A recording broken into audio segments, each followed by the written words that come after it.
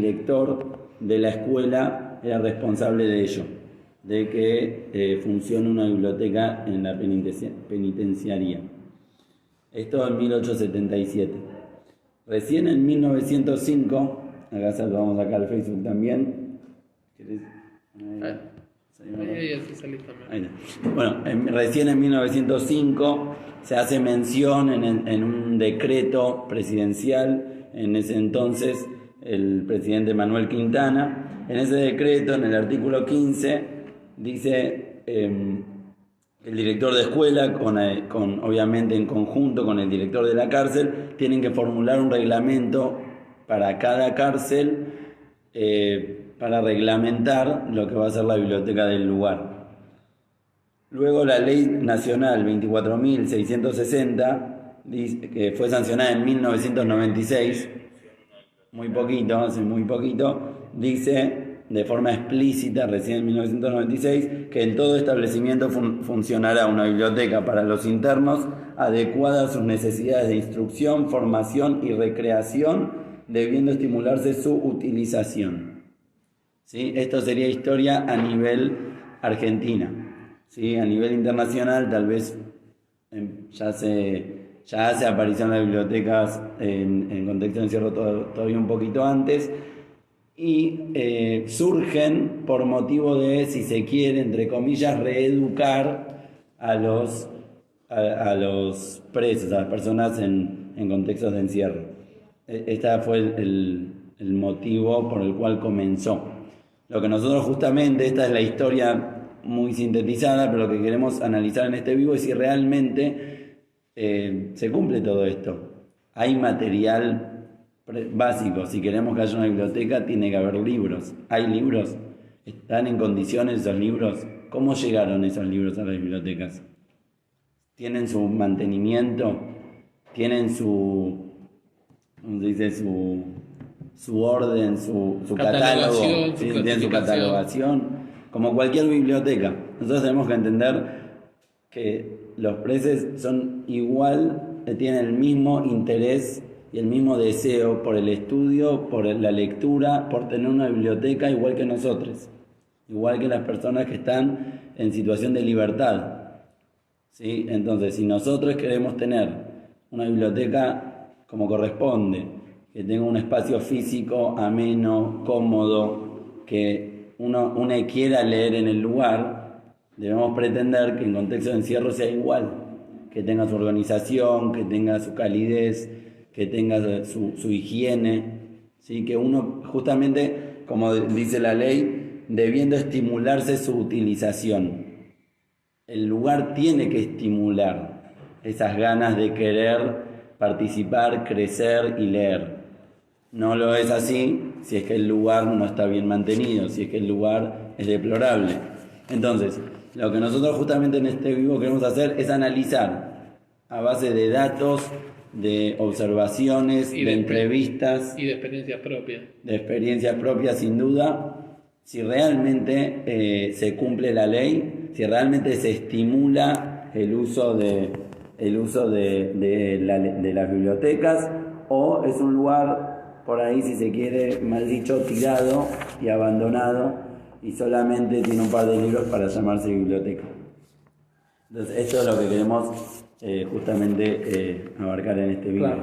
Contar también que esta es la quinta transmisión en vivo que estamos haciendo desde la Bilpli. Ya han pasado lo que fue la primera transmisión, en la cual se hizo alusión y se dialogó un poco y se interactuó con el tema de villas y asentamientos. La segunda transmisión fue en torno a la salud mental. La tercera transmisión fue sustentabilidad y sostenibilidad. La cuarta transmisión del domingo pasado fue infancias y niñez. Y esta es la quinta, que le pusimos contexto de encierro carcelario. En algunos lugares dice también en relación a los pabellones literarios, que es un poco lo que vamos a hablar más específicamente nosotros, ¿no?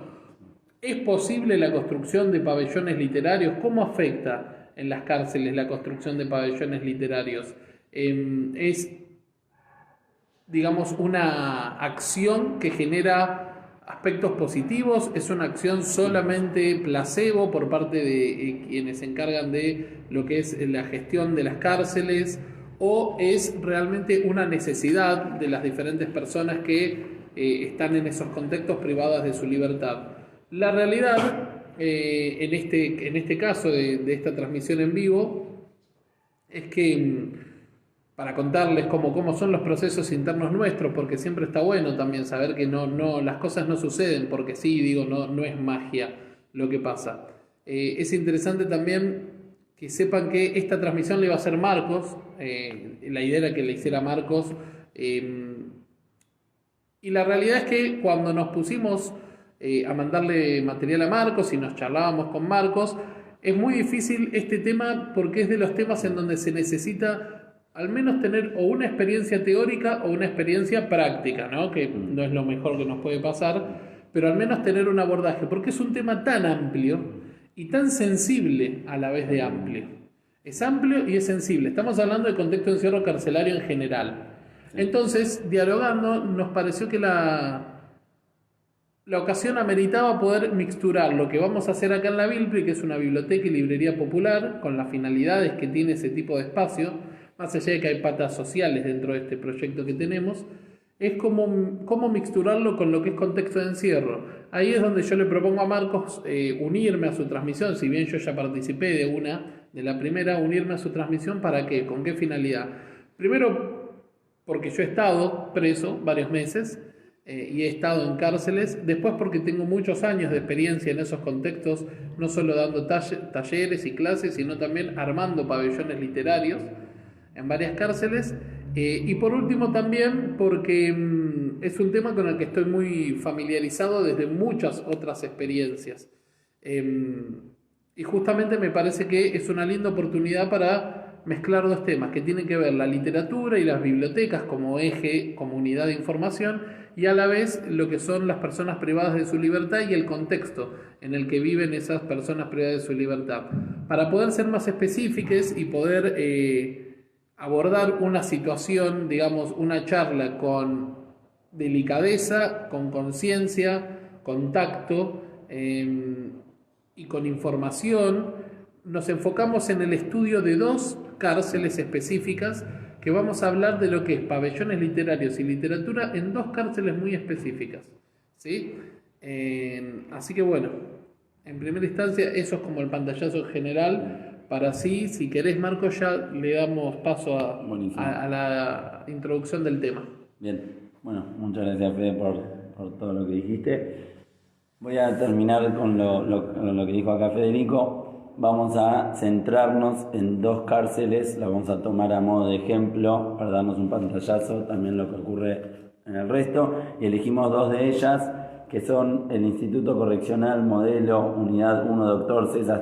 César Tavares, más conocido como la cárcel de Coronda, y la otra es la Penitenciaría Las Flores, más conocida también como la cárcel Las Flores.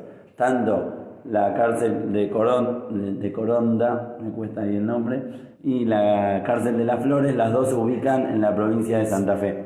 ¿Por qué elegimos estas dos cárceles? En primera instancia porque son las más grandes a nivel población carcelaria en la provincia de Santa Fe, y además quisimos elegir cárceles fuera de Buenos Aires, así no solamente Buenos Aires es el eje de la población carcelaria. Digo, un abordaje más federal, ¿no? Totalmente, exacto.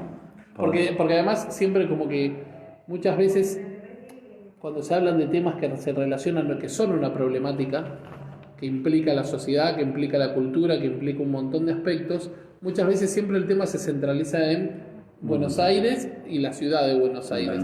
Y nos parecía un interesante ejercicio el abordar cárceles que fueran de otros contextos, que tienen otras dinámicas diferentes, porque son cárceles de provincias de otras provincias de la Argentina. Porque no está bueno decir interior, porque se supondría que hay un exterior, ¿no? Como un país fragmentado hacia adentro. Así que bueno, esto era la aclaración. Bien. Sí, es importante aclarar que todo esto que vamos a hablar sobre estas distintas cárceles y sobre las bibliotecas en general está todo basado en datos, entrevistas, observaciones, registros de las mismas cárceles. Y bueno, para empezar quisimos abordar lo que es una biblioteca, ¿sí? Cómo está definida, empezar desde la base. e ir directamente después a estas dos cárceles en específico, pero empezamos con la definición de la UNESCO. La UNESCO define como biblioteca, colección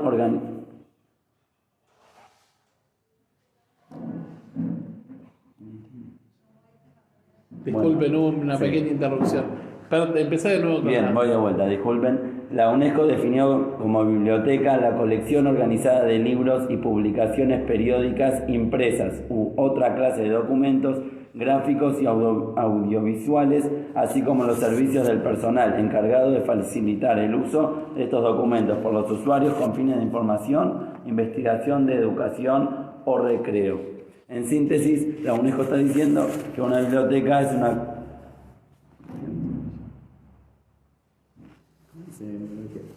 Le pedimos disculpas de vuelta, justo están llamando a esta hora, nos llamaron en todo el día, pero llamaron ahora. En síntesis, la UNESCO está diciendo que es una colección de libros organizada de todo tipo de documentos y hace énfasis en algo más muy interesante, que estos están también organizados por un personal encargado al respecto. ¿Sí? Bien, esta es la definición de la UNESCO de lo que es una biblioteca. Ahí mismo la UNESCO define que hay bibliotecas especiales, las cuales están dentro, las cuales incluye las bibliotecas carcelarias. ¿Por qué las bibliotecas en contexto de encierro se consideran especiales? Justamente por el marco institucional en el cual se encuentran, por las instalaciones físicas y obviamente por la clase de usuario, por la clase de situación en las cuales las personas están acudiendo en ese contexto. Entonces por eso las cárceles se las denomina como bibliotecas especiales, por lo que necesita tal vez una condición especial o mayor atención. Bien, los objetivos fundamentales, ¿sí? para ir directamente al hueso, los objetivos fundamentales en las bibliotecas carcelarias es satisfacer las necesidades educativas, recreativas e informativas de los presos, ¿sí? Y además el desarrollo personal de cada uno. Y vamos a desarrollar un poco más al respecto de lo que son las necesidades educativas y las recreativas. Entonces, cuando hablamos de las educativas, nosotros tenemos que saber que fue sancionada en el 2011 la ley 26.695 de estímulo educativo, la cual consiste en la posibilidad de bajar la pena hasta un máximo de 20 meses si es que el preso o la persona privada de su libertad. La persona privada de su libertad, gracias, acude a distintos programas de desarrollo personal, de estudio, tanto parcial como total. Si es que la persona privada de su libertad acude a estos distintos contextos de estudio, entonces se le puede bajar la pena hasta 20 meses. Así justamente se llama estímulo de educación. Además, sin duda, esto creo que lo entendemos todos, que la educación genera una socialización y una reinserción social mucho mayor. Sin duda, cuando uno tiene una educación, puede conectar y socializar de una manera mucho más fácil. Ni que hablar que le da a UNE una herramienta de trabajo enorme, ¿sí? Justamente, ¿sí? A través de la lectura, la escritura y los distintos talleres de trabajo que pueden haber en la cárcel, a una persona que está en contexto de encierro le da la posibilidad de una vez afuera poder reinsertarse ya con trabajo, con formas de conectar con el exterior, entre comillas.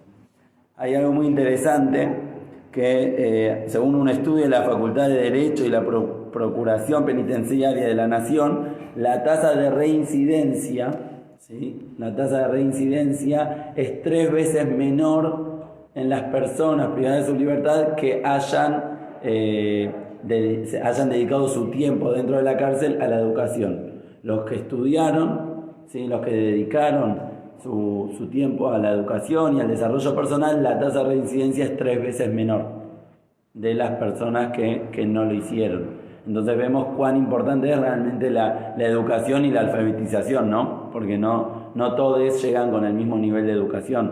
Algunos ni siquiera el primario, mismo hay un porcentaje al respecto de cuánto... Ahora sí, más adelante vamos a dar algunos datos más concretos, fácticos, duros, numéricos. Con porcentajes y números, que algunos llegan sin siquiera leer y escribir, otros sí, y así cada uno con su nivel, pero sin duda es de gran importancia darles la posibilidad de desarrollarse a nivel educación y cultura y formación.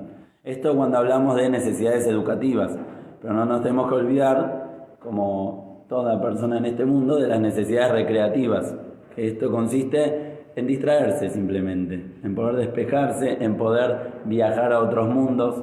Entonces, si nos ponemos a pensar en nosotros, cuántas veces queremos escaparnos de esta tierra y volar a otras galaxias a través de los libros, entonces cuánto más y más es con las personas que están en contexto de encierro, que se ven encerradas entre cuatro paredes, que no ven de forma frecuente gente nueva, y en algún punto, como una vez Fede nos había comentado, cuando estábamos todo el grupo juntos, que el principal sufrimiento, si se quiere, que pasan las personas en contexto de encierro es la soledad, es el verse a uno mismo todos los días y solo y nada más. Entonces, cuán necesario es poder distraerse de todo eso, poder despejarse de esa soledad que a veces agobia. Entonces, cuán importante es en este sentido la biblioteca, que puede aportar no solo en la necesidad educativa y la alfabetización, sino también en lo que es la recreación y en el desarrollo personal, sin duda. ¿Vos querías decir? Seguimos entonces.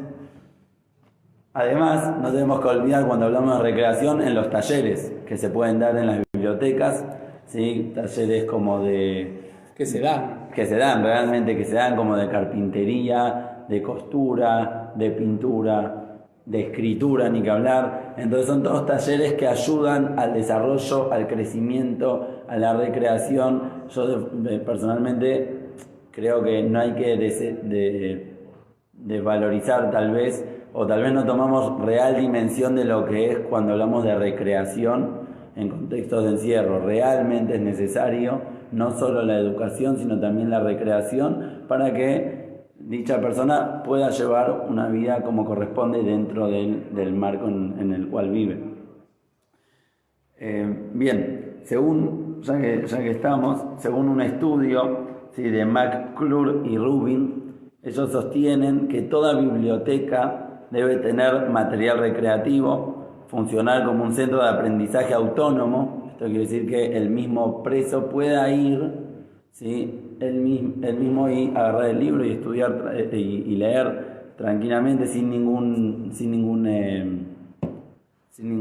traba, sin ninguna limitación. Gracias.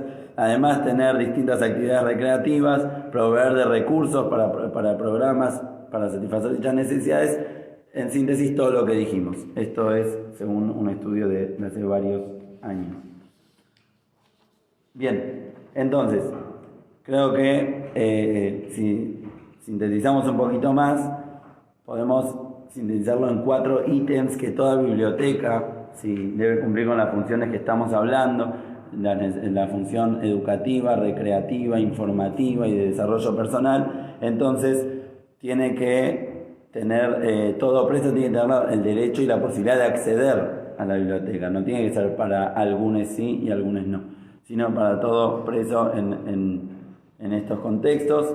Además, la consideración de los servicios bibliotecarios como parte del programa sociocultural del centro penitenciario, ¿sí? Poner énfasis en las bibliotecas y no solamente en las clases que se dan, sino también en las bibliotecas. Y además tiene que haber una creación de un modelo organizativo, ¿sí? Es importante lo que es la organización, me volvió a olvidar la palabra. La catalogación y clasificación. Gracias, todo eso también. Y más importante, la evaluación. Cada tanto es necesario una evaluación de parte de los directivos si se está cumpliendo con dichas condiciones y cómo cuál es el proceso de esto. Bien, entonces, dicho todo esto, lo que debería ser, ¿sí? Mejor dicho, lo que debería ser una biblioteca en contexto de encierro, vamos a profundizar si realmente es así. Entonces, como dijimos, vamos a estudiar la biblioteca de 2 cárceles distintas de la provincia de Santa Fe. Una es de la cárcel de Coronda y otra es la cárcel de Las Flores. Exacto. Entonces, previo sí. a esto, vamos a adentrarnos, antes ya de entrar en el tema de los 2 casos que hemos estudiado y que hemos preparado, vamos a dar unas cifras que son a nivel genéricas, a nivel de país, en relación al contexto de encierro carcelario, ¿sí? A nivel genérico. Esto ya no tiene que ver con los pabellones, sino tiene que ver con todo lo que es el contexto en general y cifras muy específicas. Una terna de estas cifras las obtuvimos sencillamente y plenamente del INDEC durante el año 2019 y del SNEP durante el año 2019. ¿Sí? Son datos a través de informes elaborados por estas 2 instituciones durante varios años posiblemente, de estudios y relevamientos y censos, para en 2019 dar estos datos estadísticos y arrojar estos resultados, si se quiere. Básicamente lo que en síntesis hemos resumido, porque son muchos datos que hay mucha información, lo que hemos sacado como para adentrar a las personas que nos estén viendo y que nos van a ver a futuro en los diferentes vivos y en las diferentes transmisiones, es que al 2018, porque suponemos que este estudio finalizó en ese año y se publica en 2019, al 2018 la población total en prisiones era y prisiones vamos a aclarar que existen 4 regímenes: máxima seguridad, mediana seguridad o compleja y media seguridad, régimen semiabierto y régimen abierto. Básicamente eso es como una serie, si se quiere, de una cascada de privaciones en las libertades de la persona que está cumpliendo una condena efectiva. ¿Qué quiero decir? La cárcel de máxima seguridad son cárceles con mucho tamaño, las personas viven muchas en un solo ambiente, la precariedad es absoluta, las condiciones de vida son completamente indignas y los niveles de seguridad de la cárcel son altísimos. Muchas puertas, muchas trabas, es un sistema muy complejo y de mucho control. En cambio, cuando se va avanzando en las otras formas, si se quiere, de encierro carcelario, se va encontrando con mayores libertades. A los presos se le va dando mayores libertades, tal así que en los regímenes abiertos las personas privadas de su libertad están como en un predio muy, muy grande, pero viven en casitas, en grupos pequeños, en casitas, en donde tienen agua caliente, en donde tienen diferentes servicios y diferentes, beneficios, por así llamarlo, y no hay nada que en verdad les esté impidiendo irse, porque no suelen tener directamente ni rejas que impidan el paso, nada. Y eso es algo llamativo, ¿no? Los diferentes regímenes que hay. Entonces, al 2018, entre todos los tipos de regímenes carcelarios que hay, sumaban un total de 100.634 personas privadas de su libertad, ¿sí? Que a diferencia de 2015 eran un 25% menos. En 2015 eran 76.261 personas. Es decir, en 3 años aumentó casi 25.000 personas el número de personas privadas de su libertad. La capacidad real de las cárceles, y esto es por lo que se dice hacinamiento, desde funcionarios públicos, funcionarios del Estado, organizaciones de derechos humanos, organizaciones de activismos en relaciones a contexto de encierro, la capacidad real de las cárceles, de esos 100.634, es del 81, la cantidad de gente que entra en las cárceles es de 81.904. Esto es al 2018, lo cual habla de una superpoblación y un hacinamiento del 22,9%, casi el cuádruple de 2015.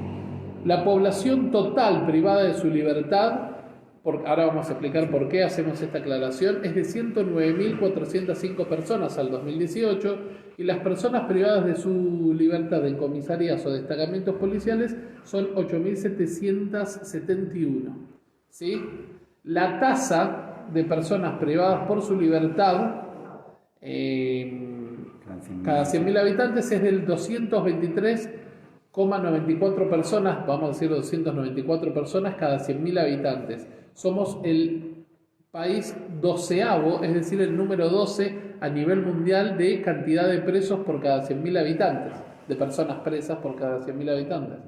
En esa distribución que se hace, se ha podido, a través de este informe, corroborar que el 95.5% son varones, el 4,4% son mujeres y el 0,1% son personas trans. Después, en cuanto a las cuestiones etarias, los menores de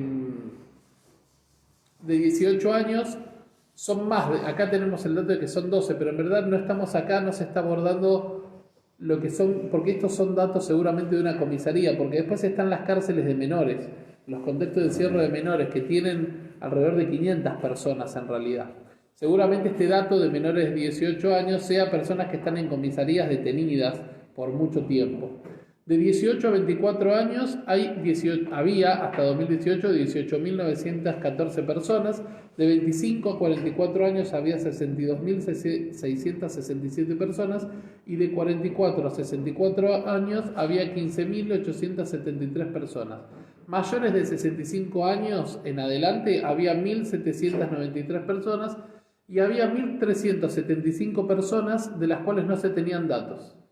Es decir, que el 58% de la población carcelaria hasta el 2018 era menor de 35 años.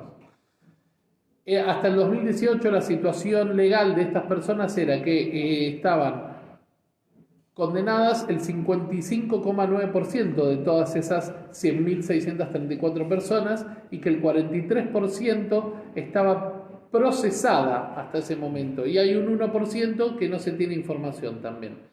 De lo referido a la nacionalidad, que esto es algo que suele ser muy estigmatizante, que se suele decir que las cárceles están llenas de paraguayos, de peruanos y de diferentes nacionalidades que tienen que ver principalmente además con Latinoamérica, porque nunca se le escapa a nadie que quiere ser discriminativo, decir que hay un ruso, un alemán, un español, un inglés, un asiático.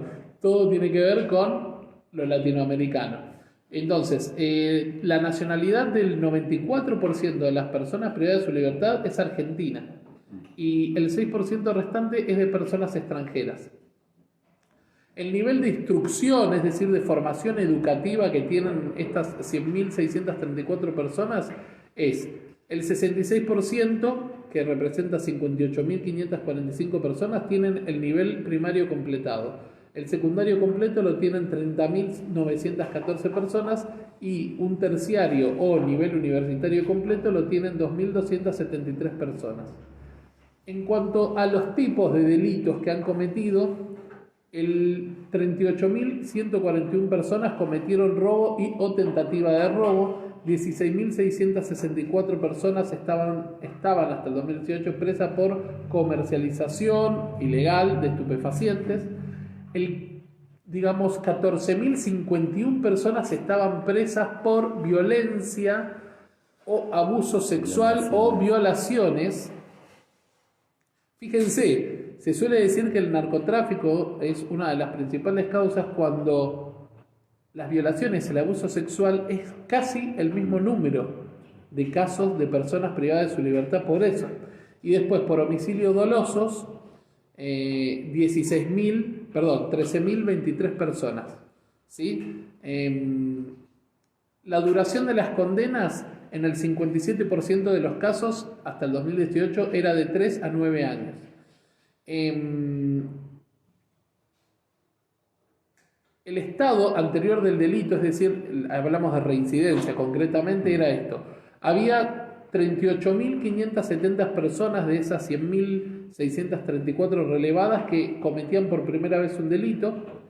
Había 6.052 que eran reincidentes y había, que eran reiterantes, y había un 20% que eran reincidentes, pero fíjense que en suma nos está faltando alrededor de 45.000 personas. Esas 45.000 personas también son reincidentes, que ese es el dato que dio Marco que hay una tercera parte. El nivel de reincidencia en Argentina es aproximadamente el 90%. Sí. Es altísimo. Y después tenemos que el 22% de las personas relevadas, de esas 100.000 y pico, el 22% participó de capacitación laboral y el 78% no. El 41% participó de educación formal, el 10% de educación no formal y un 49% no participó. La situación laboral al momento del ingreso de las personas que cometieron un delito era de tiempo completo, solo tenían trabajo esas personas que fueron privadas de su libertad, el 18%. Un trabajo de medio tiempo o tiempo parcial el 41% y estaban desocupadas el 41%. ¿Sí? O sea, eso es un dato bastante certero. El trabajo remunerado de estas personas que sí tenían trabajo completo o trabajo de tiempo parcial era del 36%, estaban remunerados esos trabajos. El 64% no tiene remuneración declarada. ¿Sí? Es un dato altísimo esto, porque habla del trabajo informal de una manera terrible, más en estas personas. Las mujeres, el 134 casos de mujeres detenidas hasta el 2018 vivían, mejor dicho, con sus hijos en los contextos de encierro, 134.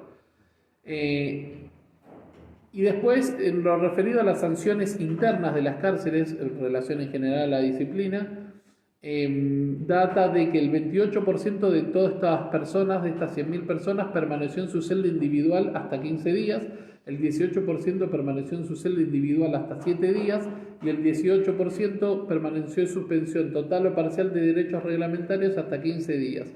Es lo que llaman el buzón, ¿sí? Esa famosa frase. Hubo un 0,2% de intención de suicidio.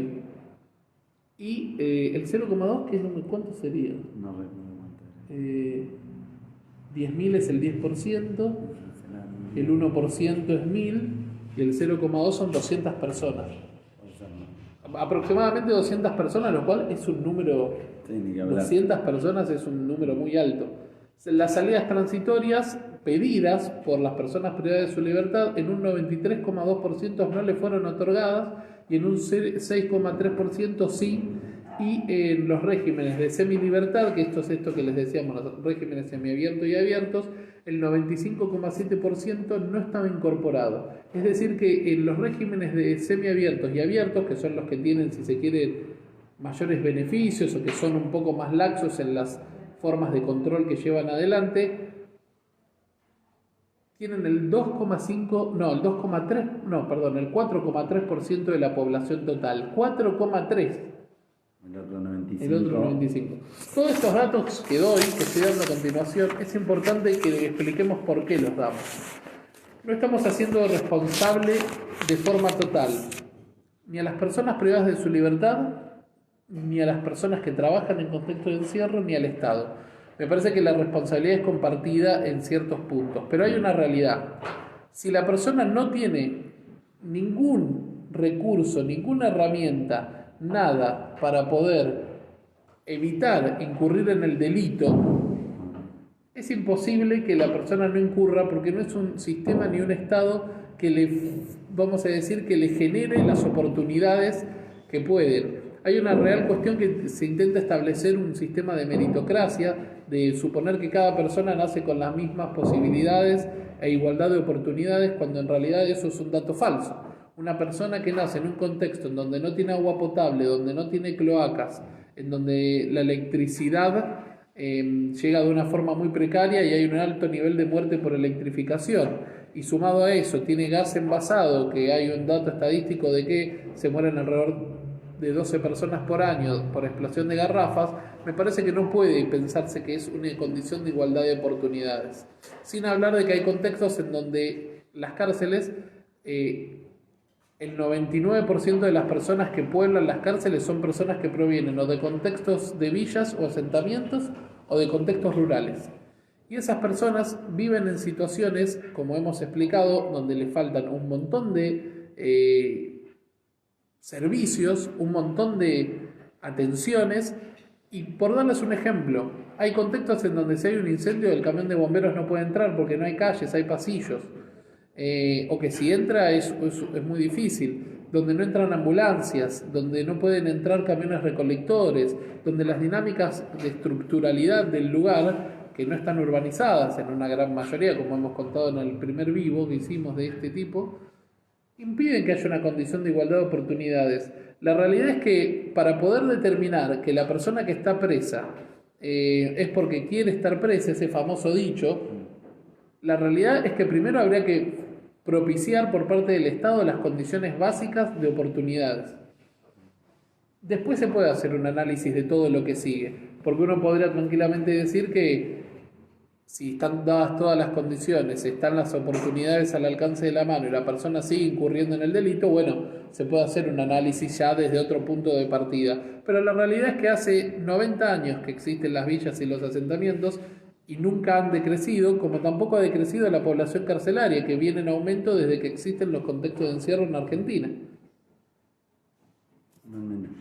Si me permitís agregar, creo que sin duda habrá un análisis muy grande de todo esto que vos decís y seguramente muchos querrán discutir, pero digo, de todas formas también si la persona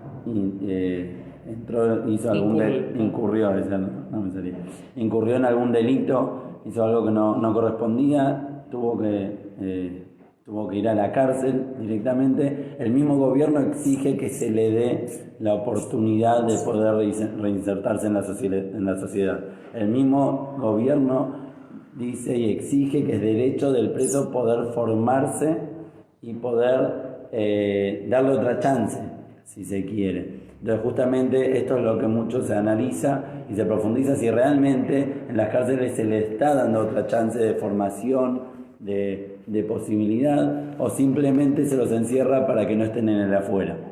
Entonces creo que fuera de ello, de este análisis que vos abrís, el mismo gobierno es el que está diciendo vamos a darle la oportunidad, vamos a darle la posibilidad de que se instruyan, de que se formen, de que lean, de que se desarrollen. Entonces justamente esto es lo que queremos ver, si existe eso. Sí, y si a la vez, si eso no es un placebo, porque hay muchas cosas que se hacen de una manera placebo, justamente, que es con un formato de caridad, de asistencialismo, de beneficencia, cuando en realidad no hay una política de fin ni de base, ni una política que tenga una perspectiva de profundidad, porque fíjense, son muy pocas, pero muy pocas las bolsas de trabajo que hay para personas que salen de los contextos de encierro, que apenas salgan tengan una oportunidad laboral. La persona que sale de un contexto de encierro se enfrenta a gran escala, ¿no? Y dicho muy simplemente, a la estigmatización social, a tener que volver a un barrio del cual se fue y no sabe cómo es al volver, a un contexto socioeconómico siempre diferente y siempre cambiante, se enfrenta a la estigmatización de empleadores, empresas, o a la explotación, porque también existe eso, trabaja acá, pero trabaja por un sueldo irrisorio, precario o en condiciones completamente indignas. Se enfrenta también a diferentes desafíos personales en torno a cómo fue el vínculo con las familias biológicas, cómo fue el vínculo con diferentes personas. Entonces es muy difícil que las personas puedan no reincidir cuando salen y no tienen ningún tipo de contención. O sea, se espera que vivan dignamente mientras que no se le provee lo necesario. Claro, tal cual. Entonces es como la cuenta no da. No da. Pasemos a los ejemplos. Bien, sí. Vamos a ser rápido. Sí, lo que habíamos comentado para analizar las bibliotecas de dos cárceles distintas. Empezamos por la de Coronda. Sí, Coronda es una ciudad que se ubica en el centro de la provincia de Santa Fe y cuenta hace año... 2019. Ok, año 2019 contaba con 18.115 habitantes y no vamos a entrar mucho en la historia de lo que era la ciudad para ir directamente sobre la cárcel y específicamente sobre su biblioteca. La cárcel llamada Dr. César, el Instituto Correccional Dr. César Tavares, ¿sí? Es el mayor establecimiento penitenciario de la provincia de Santa Fe y es llamada como cárcel modelo porque fue creada en base a distintas condiciones para cumplir la meta de reeducar y corregir a los presos, si se quiere. Estaba basado en todo tipo de premisas que iban en esa dirección de reeducar. Entonces, en base a ello, se construyó esta cárcel modelo, que es la de César Tavares, más famosamente llamada como la de Coronda. Cuando fue creada, tenía un sistema auguriano. Esto consiste en, de noche, encerrados en celdas individuales y de día trabajo colectivo, algo que en ese entonces era muy discutido, que llevó mucho tiempo de análisis y hoy en día tal vez ya está un poco más establecido. Entonces, el 12 de agosto de 1933, hace muy poquito, ¿sí? Serían 89 años, se inauguró la cárcel y muy interesante, justamente llamada Dr. César Tavares, porque el doctor César Tavares fue director en 1974 y 1975. Él desarrolló un programa de gestión en el cual se ocupaba de cumplir lo que decía la Constitución. Realmente se ocupó de generar talleres, fundó la escuela secundaria en la misma cárcel y generaba y se preocupaba de posibilitar y efectuar los permisos para salir a trabajar y estudiar. Entonces justamente el doctor César Tavares se ocupaba de cumplir efectivamente todo esto que estamos hablando, del desarrollo educativo, personal y recreativo. Pero lamentablemente en 1976, tras varias presiones y amenazas, el doctor Tavares tuvo que renunciar y en 1977, como ya exdirector, fue secuestrado por la dictadura militar y se sumó a los desaparecidos. En esta cárcel, sí, doctor César Tavares, como ya dijimos, más famosamente llamada como la cárcel de Coronda, hay 12 pabellones, ¿sí? Divididos por un lado los impares y por otro lado los pares. En la zona norte de los pabellones impares se encuentran los talleres, hay dos canchas de fútbol y la biblioteca. Esto sería la estructura de la cárcel de Coronda. Bien, hablando de la biblioteca, hubo una investigación y entrevistas y charlas con los mismos reclusos y ellos contaron cuán importante es para ellos la biblioteca y la recreación y la posibilidad de leer e instruirse y poder recrearse con todo lo que es la biblioteca. Y hablando con ellos y observando la biblioteca misma y en base a datos, nos dimos cuenta que realmente era imposible hacer un relevamiento de la biblioteca y del material, ya que no existía ningún registro de ningún tipo. Estaba todo completamente desorganizado, no había ningún catálogo, no tenía ni siquiera denominación, era simplemente una habitación de 6 por 3,5 metros que contenía una mesa, un pizarrón y 8 estanterías metálicas. En total habían 2.240 volúmenes, como dijimos, sin ningún orden, ninguna numeración o catalogación. Era todo material añoso, viejo, polvoriento. Mismo la mayoría, para no decir todo el material eran donaciones, excepto 40 libros que fueron donados por el Ministerio de Educación. Todo el resto eran donaciones y mucho no se puede esperar cuál era el estado de cada uno de esos libros. ¿Algo me está olvidando? Bueno, la cantidad. Esto con respecto a lo que era la situación de la biblioteca en la cárcel de Coronda. En la cárcel de Las Flores, seguimos, en la cárcel de Las Flores, que como dijimos está ubicada en la provincia, en la capital de Santa Fe, justamente llamada Santa Fe, la cual contenía hasta el 2019 484.000 habitantes, perdón. Ahí yace la cárcel de Las Flores. Es una cárcel de hombres que tiene una historia, brevemente hay que contar una historia muy interesante, que en el principio de 2019, funcionaba en la vieja aduana, que se tornó de a poco insalubre y fue foco de infección, por lo que se tuvieron que mudar de ahí todos los presos, que en ese momento eran hombres, a lo que era el antiguo hotel de inmigrantes. Y allí siguió, si se quiere, la cárcel de Las Flores. Obviamente era un hotel de inmigrantes, por lo que no contenía las condiciones necesarias para hacer una cárcel, por lo que comenzaron distintas refacciones en este hotel y se terminó de inaugurar este hotel ya apto para hacer cárcel en 1979. Hoy en día, hablando en 2019, contenía 873 reclusos y un pabellón juvenil apartado para los menores de edad. Esto sería todo en la cárcel de Las Flores.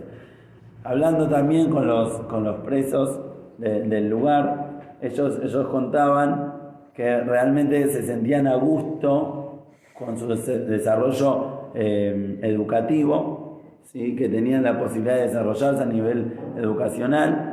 Pero cuando se habló de la biblioteca en específico, ellos contaron que era realmente y mismo se pudo verificar, que era un espacio físico muy reducido y que realmente era imposible sentirse a gusto o decir, bueno, quiero leer acá, me siento en un lugar, en una biblioteca, sino todo lo contrario, quien quería leer tomaba el libro, había todo un sistema, un libro de actas, si se quiere, en el cual el número de preso, matrícula, etcétera, se registraba, y quien quería agarrar el libro y se lo llevaba a la cárcel y obviamente después lo tenía que devolver, pero el espacio en sí no se sentían a gusto o no fomentaba las ganas de leer ahí.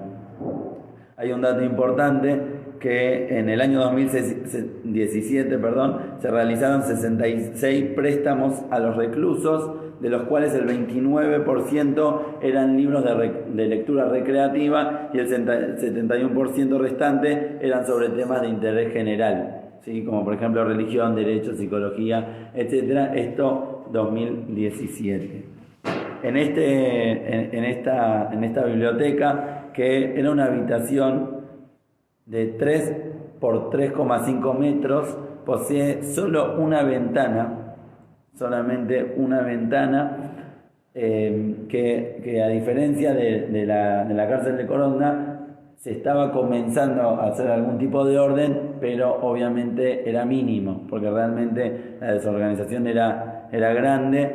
No posee tampoco ningún tipo de inventario ni clasificación, y tiene solamente 800 volúmenes de material literario, y en total de libros solamente 1000 volúmenes, a diferencia de la cárcel de Coronda, que tenía un poco más de 2000, nada más. Bien, mismo por falta de espacio, esto es un dato muy interesante, que por falta de espacio en la habitación, muchos libros, muchos volúmenes fueron enviados a la alcaldía de la cárcel, o sea, fueron extraídos de la cárcel de Las Flores y fueron llevados a la alcaldía de la cárcel. Este material no pudo ser visto, ya que estaban bajo llave en un armario que solamente poseía la llave el director de la escuela, lo que nos da la pauta de que no todos, o por lo menos no se podía tener acceso a todo el material. O sea, no solo que el material era escaso, sino que no todo el material era accesible, exacto. Entonces, dicho todo esto, podemos ya sacar nuestras propias conclusiones, si realmente se está llevando a cabo, si realmente hay un espacio de biblioteca como nosotros la conocemos, si realmente esta biblioteca cumple las necesidades recreativas, educativas, de alfabetización y desarrollo personal. Entonces yo creo que fuera de todos los datos que dijimos, nosotros mismos podemos pensar qué es lo que nosotros esperamos de una biblioteca, qué es lo que queremos que una biblioteca nos dé a nosotros, qué sentimos en la biblioteca. Entonces es simplemente ponerse en el lugar del otro y pensar cuán necesario es para el otro cuando está, ni siquiera hablar cuando está privado de su libertad, de poder tener el acceso a un libro que no sea del otro mundo, porque pensar que estamos hablando de una biblioteca, un espacio higiénico, organizado, no estamos pidiendo nada del otro mundo, y es como decir, ¿cómo puede ser que estemos pidiendo algo así? ¿Por qué no existe algo que es básico, que es la recreación, la educación y la alfabetización? En algún punto, como Fede decía, si se quiere, esto obviamente es una discusión muy grande y un análisis, si todo el punto de la cárcel es para corregir y reeducar para una vez que ya salgan, no vuelvan, entonces es pensar qué herramientas le damos dentro de la cárcel para que no pase. Entonces, como herramientas básicas, la educación, la lectura, la escritura, la recreación, en este caso, hablando por bibliotecas, no se la estamos dando, ¿qué estamos esperando que hagan una vez que salgan? Entonces, por eso es así. Pero perdón, no. No, mismo, si puedo contar una experiencia personal. Sí. Mismo tuvimos la posibilidad de ir a la unidad 18 de Gorina. Bien, tuvimos la posibilidad de ir acá el grupo de la Bilpli y poder conocer y poder interactuar con los distintos presos y realmente fue algo que nos marcó, si se quiere, hablando desde lo personal. Esto tal vez no es dato duro, ya los datos duros fueron dichos, pero sí hablo a nivel personal, que fue algo que nos marcó demasiado, porque uno tal vez prejuzga, somos todos seres humanos y todos prejuzgamos, y imagina que la cárcel, los presos son así y asá y demás, y uno los estigmatiza, sin siquiera darles la chance o generar alguna relación. Y tuvimos la posibilidad de hacerlo, de tener algún intercambio, y fue realmente emocionante y movilizante, y diría que hasta el día de hoy, cada vez que me acuerdo, y no tengo duda que todo el grupo de la Biblia que estuvo lo recuerda con tal vez estremecimiento,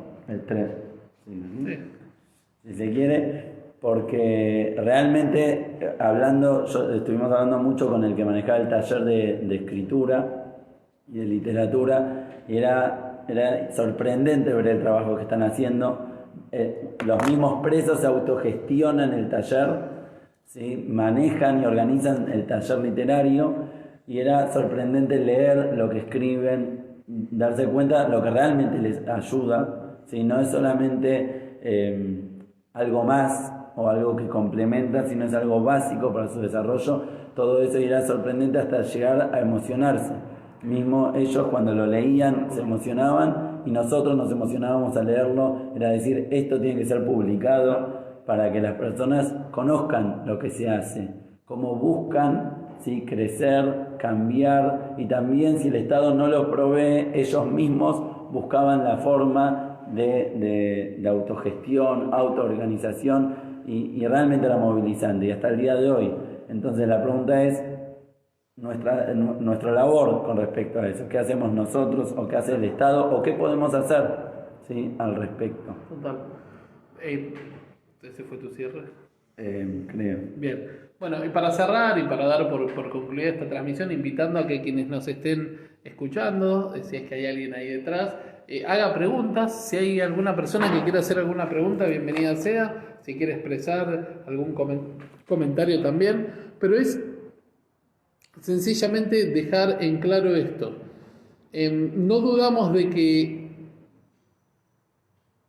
la creación de pabellones literarios y de bibliotecas en cárceles, del régimen que sean, son beneficiosas para el contexto y para las personas que habitan ese contexto. Eso está fuera de discusión. Es decir, toda biblioteca y todo pabellón literario no tiene efectos negativos en ningún contexto en el que esté inserto.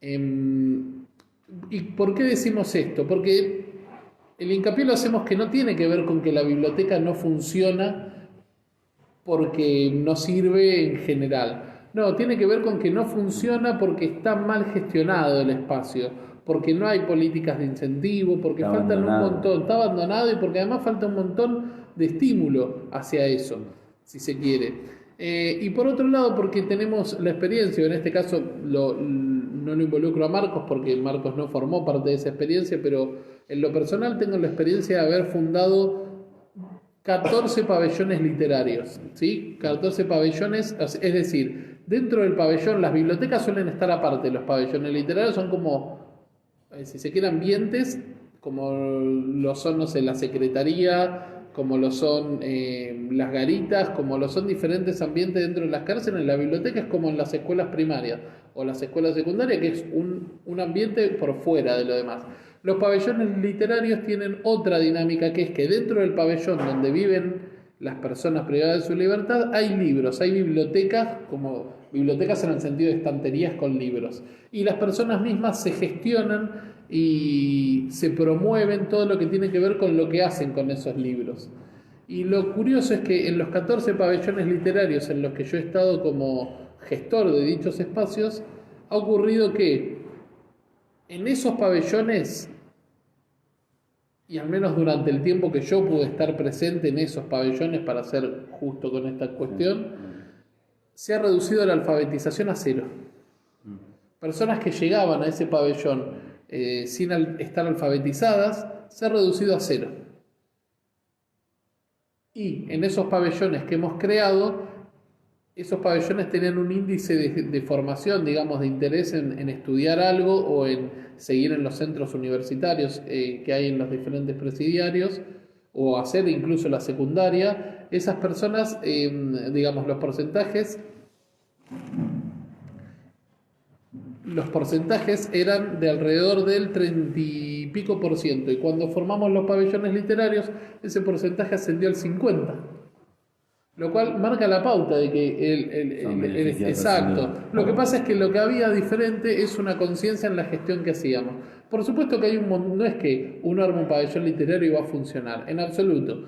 Hay un montón de aspectos que juegan en que el espacio funcione, en que se sostenga en el tiempo, en una predisposición de las diferentes partes que participan e interactúan en esa creación y en ese sostenimiento. Digo, como dijimos antes, no es magia. Hay una gestión detrás y a veces puede que salga porque todas las condiciones están en una sintonía y se complementan, y hay veces que por más buena voluntad que se le ponga no funcionan, y también hay que aceptar que eso puede pasar. Pero lo interesante es que los ejemplos que damos son propios en mi caso y marcan una pauta, ¿sí? Y es importante decirlo porque si no parece que todo lo que se hace en cuanto a una acción o un trabajo social siempre es placebo, y no es placebo. Hay efectos que son perdurables. Así que bueno, si nadie tiene preguntas, si nadie tiene ningún comentario, nos podemos sentir conformes con esto que hemos compartido y dar por cerrada la transmisión. ¿Te parece? Sí. ¿Cómo te sentís? No lo voy a decir en vivo. Marco estaba muy nervioso. No digas eso. No, estaba re tranquilo. Sí. Pero bueno, nada, solamente decir que sin duda coincido con todo eso. Y mismo creo que obviamente va a cambiar la didáctica según cada contexto, y si no llega a funcionar tal vez en alguna situación, nunca el resultado va a ser negativo. Nunca. O sea, entonces es pensar, como dice Fede, es intentar dar la oportunidad, tampoco es tirar libros y que lean, entonces es todo un pensamiento detrás para que esto se lleve a cabo. No deja de ser, como hemos dicho siempre en la Bilpli desde nuestro joven nacimiento, que lo personal es político y lo colectivo es político, es todo política. Y al fin de cuentas es cómo se elige hacer esa política lo que vamos a ver. Bien, linda frase para terminar. Ahí está. Bueno, muchas gracias por estar en vivo, por seguirnos. Y nada, gracias, nos veremos la próxima. Y no se olviden, sí, el próximo domingo, temática. El próximo domingo hay una temática relacionada a géneros, va a estar Connie. Que si no me equivoco es feminismo comunitario, va por ese lado. Bien, ¿sí? No se la pierdan, va a estar muy buena. Y también recuerden que el sábado 16 de octubre, después vamos a decir la hora, abrimos la Bilpli. Para todos aquellos que quieran venir, Va a estar tremendo. Una emoción total. Ahí va. Así que nos vemos. Adiós. Chau.